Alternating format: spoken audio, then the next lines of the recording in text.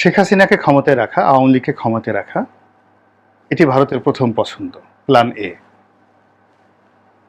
গণ অভ্যুত্থানের শেখ হাসিনার পতন হবে, সামরিক অভ্যুত্থানের শেখ হাসিনার পতন হবে, এমনকি শেখ হাসিনা যদি সপরিবারে নিহত হন, সেক্ষেত্রে আওয়ামী লীগের স্বার্থ রক্ষা করা, ভারতের স্বার্থ রক্ষা করা,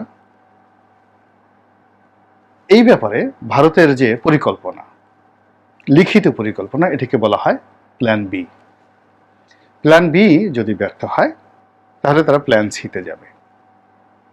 এই মুহূর্তে বাংলাদেশে যা কিছু ঘটছে তার একটা বিরাট অংশ ভারতীয় প্ল্যান বিতে ঘটছে। ভারত জানে যে কোথায় ডাকাতি হওয়ার সম্ভাবনা আছে, কোন কোন পয়েন্টে আগুন দেওয়ার সম্ভাবনা আছে।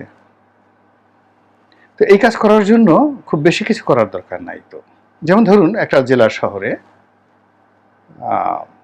আগুন দেওয়া হবে, তো সেখানে এসপি সাহেব জানলেন, ডিসি সাহেব জানলেন, আর 4-5 জন লোক এই টোটাল বিষয়টা প্ল্যান করলেন। জনতা উন্মত্ত, খোলা জনতা আর উন্মত্ত রাগত জনতা বারুদের মতো জ্বলছে। হঠাৎ করে একজন লোক বললেন যে চলো অমুক বাড়ি আক্রমণ করি, দেখি। লোকজন কোনো চিন্তা করবে না, সঙ্গে সঙ্গে দৌড় দেবে। আর যে প্ল্যান করে যারা দাঁড়িয়েছে তাদের 1-2 জন বাড়িতে আগুন দিয়ে দিল। তারপরে শেষে সাধারণ মানুষ উত্তেজনার ভিতরে ঢুকে তাণ্ডব চালালো। কে বিএনপি, কে জামাত, ডাজ নট ম্যাটার, সবাই দেখলো যে আগুন লাগছে, বাড়ি লুটপাট হচ্ছে। আমাদের দেশে এই যে 32 নম্বর বঙ্গবন্ধু ভবন, এই ভবনে আগুন দেওয়া হলো। আপনি বলেন তো, বিএনপির কোনো লোক স্বপ্নে 32 নম্বর আগুন দেবে এই কথা কখনো বলেছে, কল্পনা করেছে? পাকিস্তানের জমানাতে 75-15 আগস্টের পর এই ভবনে আগুন লাগানো হয়নি। হঠাৎ করে এখানে আগুন লাগানো কেন হলো? কেন হলো? তো এইরকম ঘটনা। মাশরাফি বিন মুর্তজার বাড়িতে আগুন লাগানো হয়েছে। কেন আগুন লাগানো হয়েছে? বিকজ তার বাড়িতে আগুন লাগানো হলে সারা দুনিয়া তোলপাড় হবে, সবাই জানবে যে এইভাবে বাংলাদেশে আগুন লাগানো হচ্ছে। এখন মাশরাফি বিন মুর্তজা বা সাকিব আল হাসান তারা স্বৈরাচারীর সহযোগী, এটা বিষয় আসবে না। বিষয় আসবে যে এদের মতো লোক। এখন বাংলাদেশে ধরেন ডক্টর ইউনূস সম্পর্কে আওয়ামী লীগ যত কথাই বলেছে, সারা দুনিয়াতে বিশ্বাস করেনি। সারা দুনিয়া বলেছে একজন ভালো মানুষকে, এই ওয়ার্ল্ড ফেমাস একজন লোককে এই কাজ করা হয়েছে। কিংবা আমরা বাংলাদেশে বসে ইমরান খানকে কি মনে করছি? দেবতা। কিন্তু তার নিজের দেশে তিনি যতই অজনপ্রিয় হন না কেন বা সামরিক শাসকদের কাছে যতই হন না কেন, সারা দুনিয়ার সহানুভূতি কিন্তু ইমরান খানের পক্ষে। এখন এই যে বাংলাদেশে যে তাণ্ডবগুলো চলছে, সেই তাণ্ডবের ফলে যে স্থাপনাগুলোতে, সরকারি স্থাপনাগুলোতে আগুন লাগছে, এবং খুব গুরুত্বপূর্ণ সেন্সিটিভ বিষয়গুলো, যেমন রাজশাহী বরেন্দ্র জাদুঘর, এ কিন্তু ঢাকা যে জাদুঘর রয়েছে, এই জাদুঘরের চেয়েও কিছু কিছু ক্ষেত্রে গুরুত্বপূর্ণ রাজশাহীর বরেন্দ্র জাদুঘর। কেন? ওই অঞ্চলকে কেন্দ্র করে 1000 বছর ধরে এই বাংলার সাহিত্য, ইতিহাস, রাজনীতি আবর্তিত হয়েছে। এই যে মানে ওখানে যে চাঁপাইনবাবগঞ্জের যে ছোট সোনা মসজিদ, ওই এলাকাতে আলাউদ্দিন হোসেন শাহের রাজধানী ছিল। আপনাকে জানেন যে হোসেন শাহী বংশের রাজধানী কোথায় ছিল? গৌড় কোথায় ছিল? পাহাড়পুর কি? এই জিনিসগুলো আপনাদেরকে জানতে হবে। অতীশ দীপঙ্কর কোন জায়গার প্রিন্সিপাল ছিলেন? কত শত বছর ধরে সভ্যতার পাদভূমি ছিল? এই জিনিসগুলো এই বরেন্দ্র জাদুঘরে আছে। এবং একটার সময় মুর্শিদাবাদ এবং চাঁপাইনবাবগঞ্জ এই এলাকাকে কেন্দ্র করে সেই নবাবী আমলে, মানে মূলত যখন সম্রাট জাহাঙ্গীর এই ঢাকাকে রাজধানী করলেন, এই অল্প সময় ছিল, ঢাকা রাজধানী ছিল খুব অল্প সময় মুঘল আমলে। এরপর আওরঙ্গজেবের জামানাতে প্রথমে এখান থেকে অর্থ মন্ত্রণালয় সরিয়ে নেওয়া হয় সেই মুর্শিদাবাদে। এবং পরবর্তীতে রাজধানী চলে যায় ঢাকা থেকে মুর্শিদাবাদে। এই যে মুর্শিদাবাদে যে রাজধানী, সেই রাজধানীকে কেন্দ্র করে সেই মুর্শিদাবাদ এবং তার পার্শ্ববর্তী অঞ্চলে শত শত বছর ধরে যে উন্নয়ন হয়েছে, মানুষের মন, চিন্তা, চেতনা, কর্ম সব মিলিয়ে ঐতিহ্য, কৃষ্টি, কালচার পুরো এলাকাতে, তার মধ্যে আমাদের এই চাঁপাইনবাবগঞ্জ ছিল। তো সেই জাদুঘরে যে আক্রমণ করা হয়েছে, আপনি এটা কি একটা যেনতেন ঘটনা? সুদূর প্রসারী ঘটনা। নর্মালি জাদুঘরে দুষ্কৃতিকারীরা আক্রমণ করবে কেন? দুষ্কৃতিকারীরা তো যেখানে টাকা আছে, সোনা আছে, গহনা আছে, সেখানে করবে। তো এর পেছনে একটা চক্রান্ত আছে না, বিশাল একটা চক্রান্ত রয়েছে। এরপর খুঁজে খুঁজে দেখেন যে যেগুলো মানুষের আবেগকে, যে যারা আন্দোলনের পক্ষে বড় বড় কথা বলছিলেন এবং এই আন্দোলনকে যারা ইনিশিয়েট করেছেন, যেমন ধরেন পিনাকি কিংবা জিলুর রহমান, তৃতীয় মাত্রা জিলুর রহমান, আসিফ নজরুল কিংবা আমি গোলাম মোল্লা রনি, আমরা তো গত 15 বছর ধরে পরিশ্রম করছি। লাস্ট 15 ইয়ার্স যাবৎ, যে 15 বছর যাবৎ যে লেখা লিখেছি, 50 লাখ শব্দ পত্র পত্রিকায় লিখেছি, কোটি কোটি মানুষ পড়েছে। এই 50 লাখ শব্দ লিখতে গিয়ে কি পরিমাণ রক্ত ঝরেছে আমার হৃদয়ের মধ্যে, মস্তিষ্কের মধ্যে, এটা আপনারা বুঝতে পারেন? প্রত্যেকটা মুহূর্তে তলোয়ারের উপরে আমার জীবন ছিল। তা আমি কেন হ্যাপি হতে পারছি না এই সময়টাতে? আমার তো গড়াগড়ি করে হাসি দেওয়া উচিত। এই পরিস্থিতিকে আমি তো হাসতে পারছি না, জিল্লুর তো হাসতে পারছি না, পিনাকি কেন কাঁদছে?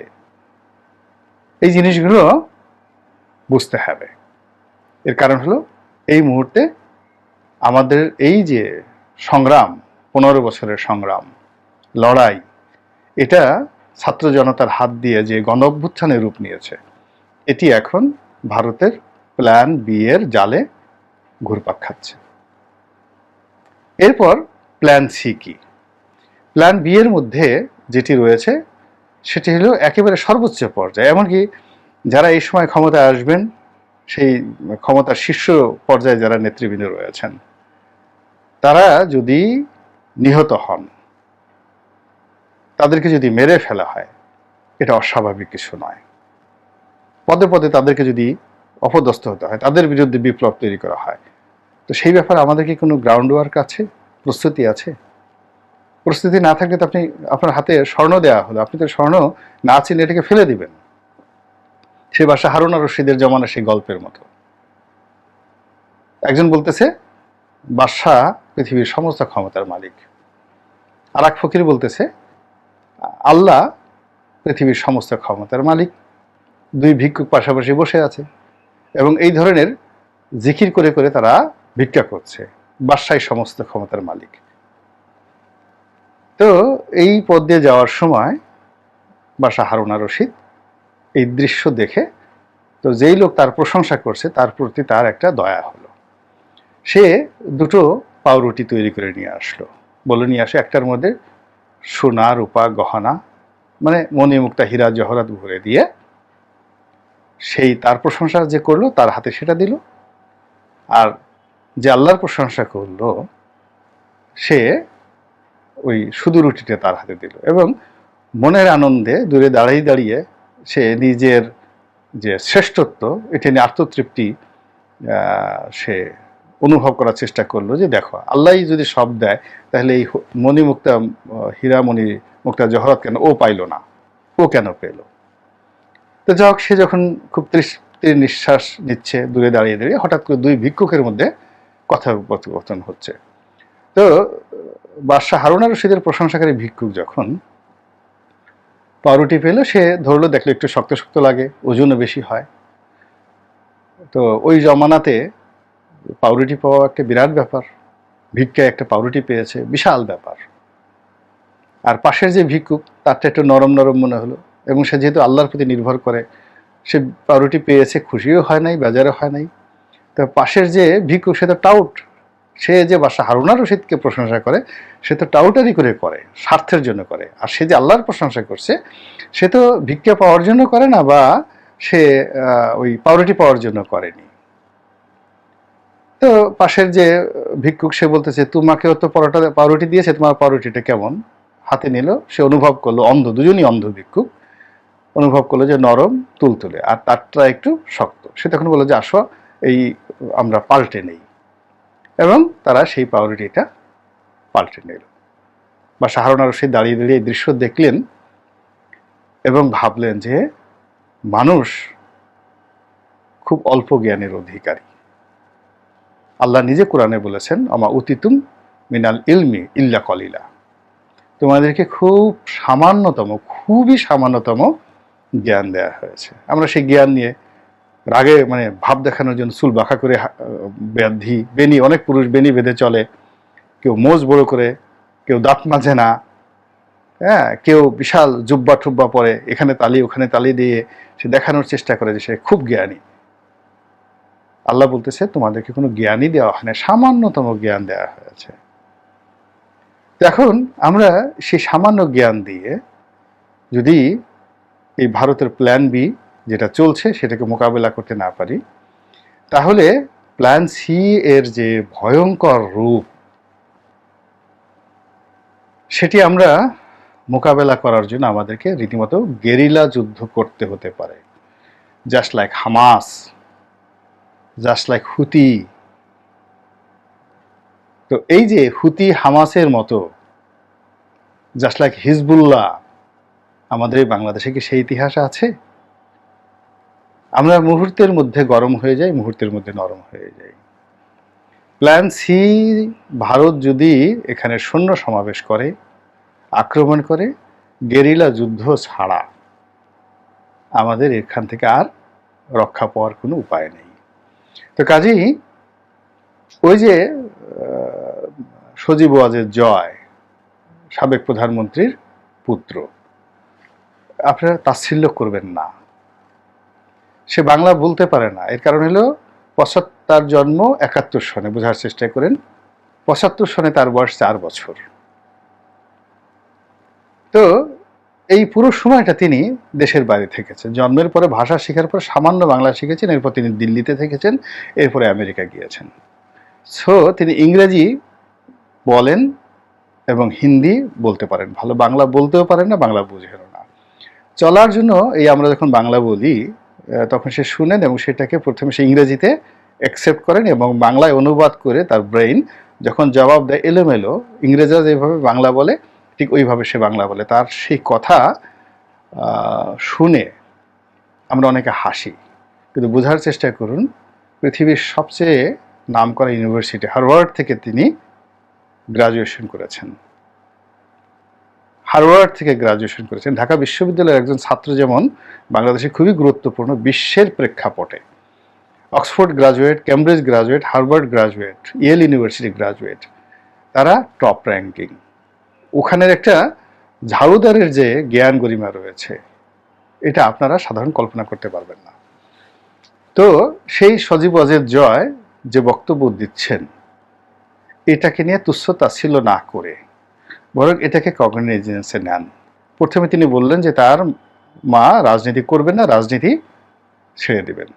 তারপর তিনি বললেন যে আমরা রাজনীতি করব, আমরা ছেড়ে যাব না আওয়ামী লীগের নেতাকর্মীকে, আমার মা আবার আসবে, আমরা বসতে চাই, গণতন্ত্রের স্বার্থে নেগোসিয়েশন করতে চাই, কেবল আমাদের উপর যে আক্রমণ করা হচ্ছে এটা বন্ধ করা হোক, আওয়ামী লীগের উপর যে আক্রমণ করা হচ্ছে এটা বন্ধ করা হোক। এটাকে তিনি একটু জাস্ট, যেহেতু বাংলা জানে না, তিনি বলছেন এই জঙ্গি হামলা বন্ধ করা হোক আমাদের উপর, মানে এটা বাংলা না জানার কারণে, কিন্তু বক্তব্যটা হলো আমাদের উপর যে আক্রমণ করা হচ্ছে এটা বন্ধ করা হলেই আমরা রাজনৈতিক সমঝোতায় বসতে চাই, রাজনৈতিক আলোচনায় বসতে চাই। এবং বাংলাদেশে এখনো আওয়ামী লীগের হাজার হাজার লোক আছে ক্লিন ইমেজের, যারা রাজনৈতিক সমঝোতার ডাক দিলে আপনি সেই ডাক অস্বীকার করতে পারবেন না। তো হোয়াট ইজ দ্য মেসেজ? এই যে মুহূর্তের মধ্যে তিনি এই কথাগুলো বলছেন, বা ভারত যেভাবে প্রথম প্রচার করছে তারা তাকে আশ্রয় দেবে না, এবং আরও কয়েক মাস যাবত শুধু প্রচার করতে থাকবে যে আজ ইংল্যান্ডে রিফিউজ হয়েছে, কালো মুখ রিফিউজ হয়েছে, এবং বাংলাদেশের মিডিয়াগুলোতে এখনও আওয়ামী লীগের 90% আওয়ামী লীগের এজেন্ট, তারা ভোট পাল্টিয়েছে মাত্র। জাস্ট পরিস্থিতি সামাল দেওয়ার চেষ্টা করছে, কিন্তু মন মননে এখনো তারা শেখ হাসিনা, জয় বাংলা, জয় বঙ্গবন্ধুর লোক, সুবিধাভোগী লোক। ফলে ইন্টেলেকচুয়াল লেভেলে, বুদ্ধিবৃত্তিক লেভেলে 3 দিন পর 4 দিন পর একটা তথ্য ঢুকিয়ে দেবে, আপনারা বিভ্রান্ত হয়ে যাবেন। তো কাজেই শেখ হাসিনা কে নিয়ে ভারতের যে প্ল্যান, সেই প্ল্যান সেই দিনই মানে যাকে বলে বন্ধ হবে, যেদিন একটা গণতান্ত্রিক পদ্ধতিতে নির্বাচন হবে। এবং বিএনপি যে দাবিগুলো করেছিল সকল দলের অংশগ্রহণে নির্দলীয় নিরপেক্ষ সরকারের অধীনে একটি সুষ্ঠু নির্বাচন, তো প্রায় 35% লোকের রিপ্রেজেন্টেশন বিএনপির আছে। জামাতের যদি 10% লোক ধরেন, 45% লোককে অ্যাভয়েড করে আওয়ামী লীগ কি টিকতে পেরেছে? 2014 থেকে 2024 এই প্রায় টানা 9.5 থেকে 10 বছর এত চেষ্টা করে কিন্তু তারা টিকতে পারেনি। তো কাজেই এখন যারা আছে তারা যদি আবার সেই স্বাধীনতার পক্ষের শক্তি, আওয়ামী লীগের শক্তি, এই পুরো শক্তিকে রাজনীতির বাইরে রেখে কোনো একটা জিনিস করতে চান, এটা হবে না। দ্বিতীয়ত, যারা ক্ষমতায় আসবেন তারা যদি মনে করেন আগের 1-11 ব্যর্থ হয়েছে, এবার তারা 2-11 কায়দায় খুব ধীরে সুস্থে তারা নিজেদেরকে আরো প্রলম্বিত করবেন, আরো কয়েক বছর চালাবেন, 5 বছর 6 বছর, এটাও হবে না। এটা নিয়েই ছাত্ররাই আবার রাস্তায় নামবে। তো কাজেই এই যে একটা জটিল সময় যাচ্ছে, সেই জটিল সময় থেকে আল্লাহ আমাদের সবাইকে হেফাজত করুন, রক্ষা করুন এবং দয়া করুন। আসসালামু আলাইকুম ওয়া রাহমাতুল্লাহি ওয়া বারাকাতুহু।